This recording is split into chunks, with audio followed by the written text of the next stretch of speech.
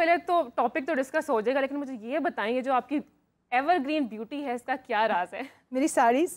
यार I am seeing you a lot in saris. है मुझे पसंद है, मैं हमेशा से पहनती हूं। You look lovely in sari. Thank you so much.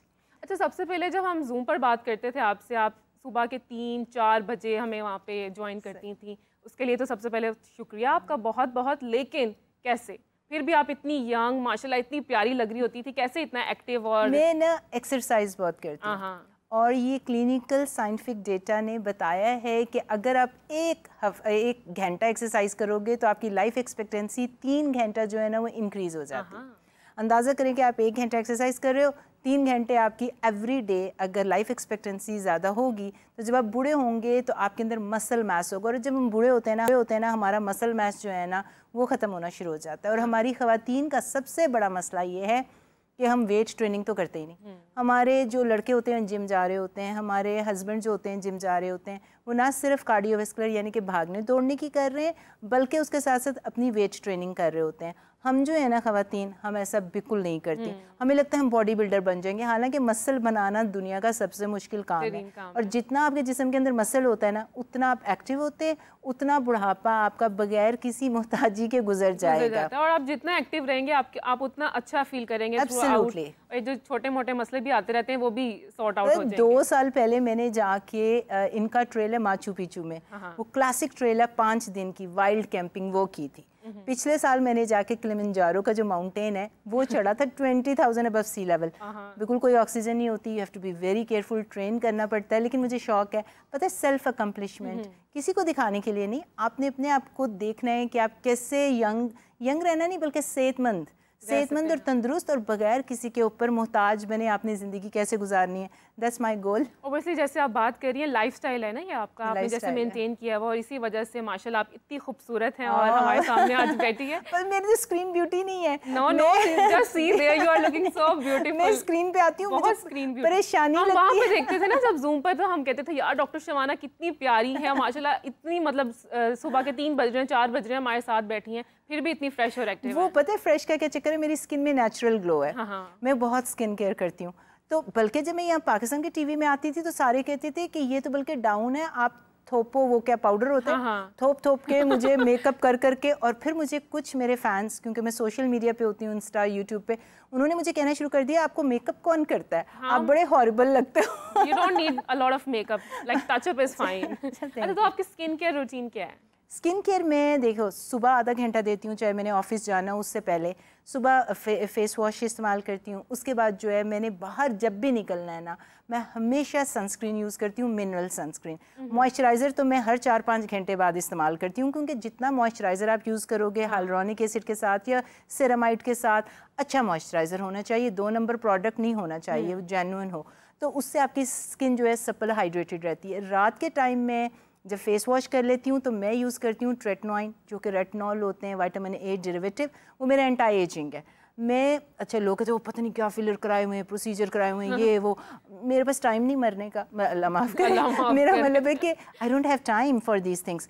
मैं लेकिन टाइम निकालती हूँ, टाइम मैनेजमेंट करती हूँ घर के तरीकों से। मैं वही पूछने लगी थी, आपने मुझे इतनी लंबी रूटीन बताई है, you are doctor as well, लेकिन कैसे मैनेज करती हैं? मैं इसलिए क्योंकि मैं स्पास नहीं जाती। मैं जाके 2-3 घंटे उधर वेस्ट नहीं करूँगी। मैं जाके जब आपने ईशा की नमाज पढ़ी है उसके बाद अपने ब्रश भी करना है, टीथ ब्रश करने हैं, फ्लॉस करना है, उसके साथ मैं पूरी आधा घंटा स्किन केयर करती हूँ। तो जो चीज़ आप रेगुलरली एवरी डे कंसिस्टेंटली करते हो ना, जिस तरह एक्सरसाइज करते रहोगे तो मसल बन जाएंगे, छोड़ोगे तो आप फिर निकम्मे हो जाओगे, फिर वीक हो जाएंगे। तो ये स्पास वाली जो चीज़ें होती हैं ज़रूर करें, मैं किसी का बिजनेस नहीं ख़त्म कर रही लेकिन वो साल में 1-2 दफ़ा हो सकती हैं। जो घर में आप एवरी डे चीज़ करते हैं ना, चाहे वो टोटके हो, चाहे वो एक्सरसाइज हो, चाहे वो स्किन केयर हो, दैट पेज ऑफ, वो लॉन्ग टर्म आपका उसका फ़ायदा है डेफिनेटली। और यही राज है डॉक्टर शबाना की ब्यूटी का। आप लोग भी अगर ऐसे दिखना चाहते हैं तो ये रूटीन फॉलो करें। सेहतमंद, पता है क्या, हर बंदा गोरा कर दें, हम ये सुपरफिशियल, एक तो सतही कॉम। मैं जब से पाकिस्तान आती हूँ मैं अवेयरनेस के लिए आती हूँ, एजुकेशनल मेरा सारा काम होता है, मैं टीचर एंड डॉक्टर, मैं डॉक्टर्स को ट्रेन करने आती हूँ। पाकिस्तानी कौम, हमारी कौम ऑब्सेस्ड हो गई है लुक से।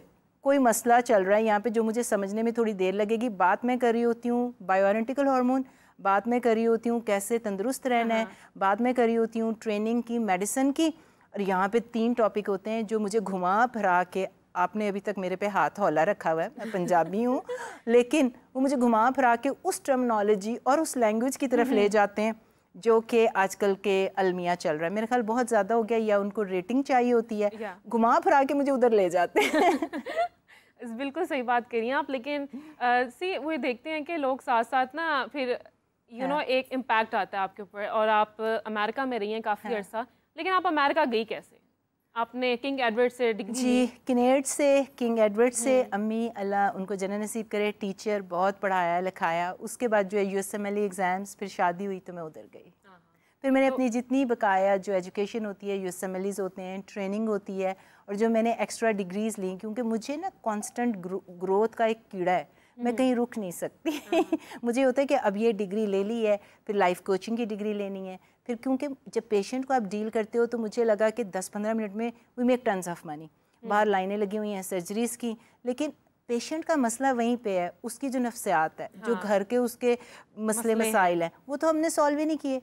आधा इलाज करके घर भेज दिया, बाकी बेचारा नफ्सियाती तौर पे वहीं है, औरत भी मर्द भी खटपट चल रही है, स्ट्रेस वहीं पे है। So that's a incomplete cure, it's not healing. इसलिए मैंने फिर लाइफ कोचिंग स्टार्ट की। और यही मैं आपसे सवाल पूछने वाली थी कि आपने क्या डिफरेंस देखा है पाकिस्तानी खवातीन में और अमेरिकन खवातीन में? कितना डिफरेंस है? मेरे ख्याल में अब यहाँ पे लंबी लिस्ट आएगी। यहाँ पे बड़ी लंबी लिस्ट आएगी। मसले वहाँ पे भी हैं, मसले यहाँ पे भी हैं। हमारी कौम जो आजकल चल रही है वो ट्रांजिशन में है। अभी वो लोग कर करा के एक्सपेरिमेंट करके बैठ गए हैं, उनको पता चल गया है कि कौन सी चीज़ काम करती है, कौन सी चीज़ काम नहीं करती। हमारी कौम अभी उनकी तकलीद करती है, उन जैसा बनना चाहती है। उनको पता नहीं है कि सिंगल मॉम होना क्या है, बच्चों को खुद पालना, मर्द को साइड में करना बहुत चैलेंजिंग है। मैं यहाँ पे आती हूँ, आपके मुलाजिम भी होते हैं, गाड़ियाँ भी होती हैं, औरत को उतना फाइनेंशियल स्ट्रेस नहीं है। जो स्ट्रेस है वो अखलाकियात का, थोड़ा डोमेस्टिक अब्यूज़ का। लेकिन अगर आप ये सोच रहे हैं कि बाहर के कंट्रीज़ में या कहीं और अब्यूज़ नहीं होती, उनकी अब्यूज़ होती है। लेकिन फिर वो क्या करते हैं, एक्सेप्टेबिलिटी ज़्यादा है, डिवोर्स ले लेते हैं। उनको देखा देखी जो है, हम ये समझते हैं कि वहाँ पे डोमेस्टिक अब्यूज़ नहीं है, वहाँ की औरत बड़ी स्ट्रॉन्ग है। वहाँ की औरत जो है वो भी स्ट्रॉन्ग नहीं है। ये एक पर्सनल आपका मसला होता है। ये है कि वहाँ पे डिवोर्स लेके अलमनी कोर्ट के अंदर, और फिर उसकी दोबारा शादी होना, बॉयफ्रेंड गर्लफ्रेंड का चक्कर, और ऐसे मसले मसाइल को बुरा नहीं समझा जाता। हमारे जो अच्छी चीज़ें थीं, जो हमारा मर्द तहफ़्फ़ुज़ देता था, वो जो है ना वो लड़खड़ा गया है। उसकी वजह से एक वेव आ गई है जिसको ये भी नहीं पता, कौवा चला हंस की चाल, अपनी चाल भी भूल गया। अपनी बेसिक वैल्यूज़ फाउंडेशन को मॉडर्निज़म के नाम पे एक मॉडर्न औरत बनकर हम बहुत ज़्यादा चीज़ें जो है ख़राब कर रहे हैं।